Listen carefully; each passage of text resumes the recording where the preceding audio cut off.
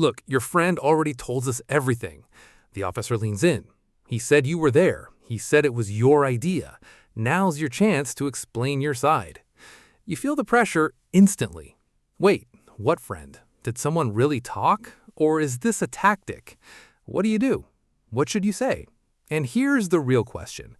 Can police legally lie to you like that?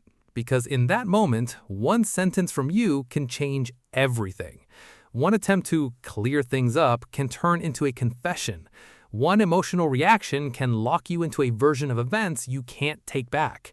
This is what's often called the mirror trick. And if you don't understand it, it works almost every time. Here's what's at stake. When officers use this tactic, they're trying to create psychological pressure. They want you to believe the evidence is already against you. They want you to feel like silence is pointless. And once you start talking, you're no longer controlling the situation. They are. You may think you're explaining. They're documenting. You may think you're correcting. They're building a case. So in this video, I'm going to break this down clearly. What the officer is actually doing, why this tactic is so effective, the biggest mistakes people make when they hear it, and most importantly, the exact words you can say to shut it down, calmly, legally, and safely. Let's start with the first mistake, the instinct to defend yourself immediately. When someone says, "Your friend already told us everything," your brain reacts fast. That's not true. That's not what happened. You don't understand. And just like that, you start talking. Here's how it usually sounds. Officer, he said you were the one driving. You. No, I wasn't driving. I was just in the car. And right there, you've done two things. You've placed yourself at the scene, and you started filling in details. This is exactly what the officer wants. They don't need a full confession. They need pieces, fragments, anything they can compare, test, and use later. So what should you do instead? You slow everything down, and you say, "Officer, I'm not going to answer questions. I choose to remain silent." That's it. Simple, direct, controlled.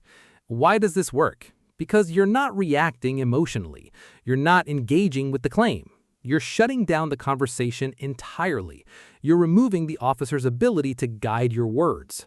Now let's talk about the second trap, trying to figure out if the officer is telling the truth.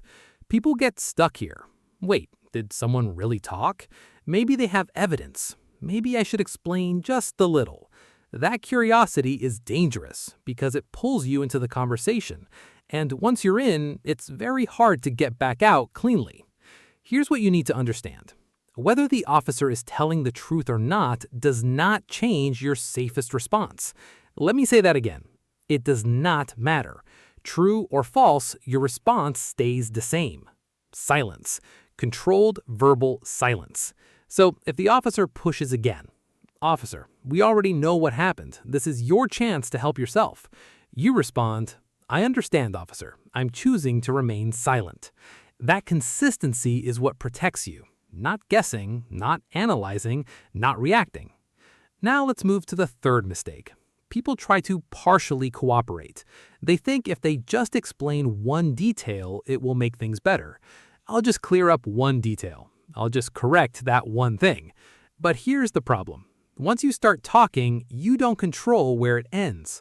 The officer controls the questions, and each answer leads to another.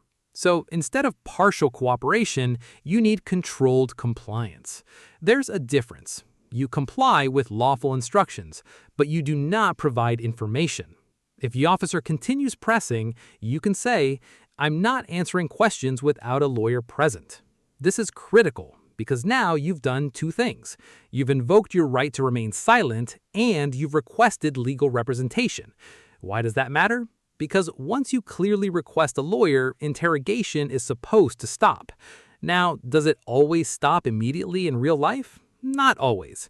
But legally, you've drawn a line, and that line protects you later. Now let's talk about the fourth trap, emotional reactions. This tactic is designed to provoke you, to make you feel betrayed, angry, panicked. Your friend blamed you. That hits emotionally, and when emotions rise, discipline drops. People start talking faster, louder, less carefully. That's exactly what the officer is waiting for. So your job is to stay neutral, not defensive, not aggressive, just controlled. If you feel that emotional pressure building, go back to your anchor phrase. I'm exercising my right to remain silent. Notice how simple that is. No explanation, no emotion, just a decision. And that brings us to another important point: tone. You can say the right words the wrong way. If you say it with attitude, sarcasm, or hostility, you increase tension. So your delivery matters. Calm voice, steady pace, respectful tone.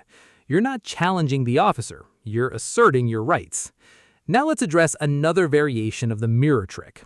Sometimes it's not your friend. Sometimes it's, we have you on camera.